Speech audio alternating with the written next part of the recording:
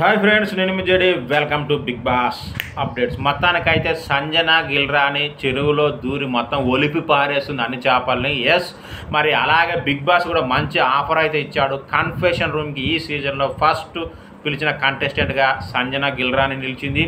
పిలిచి ఆమెకు big offer ఇచ్చాడంట. Captaincy కంటెండర్ని మీరే సెలెక్ట్ చేయండి అని చెప్పేసి. ఎందుకంటే కంటెంట్ క్రియేటర్ ఆమెను సెలెక్ట్ చేయడం వల్ల ఎలాంటి తప్పు లేదని నేను అనుకుంటున్నా.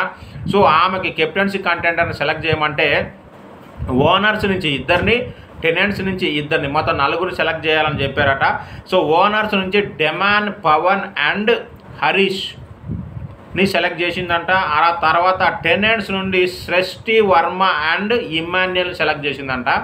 సో ఇది రాంగ్ సెలక్షన్ అనుకుంటున్నారా, రైట్ సెలక్షన్ అనుకుంటున్నారా కామెంట్ చేయండి. ఎందుకంటే మరి సృష్టి, వర్మ, ఇమాన్యుయల్ కెప్టెన్సీ కంటెండర్గా నిలబడగలుగుతారని నాకైతే డౌట్గా ఉంది. ముఖ్యంగా సృష్టి, ఇక డెమాన్, పవన్ అండ్ హరీష్.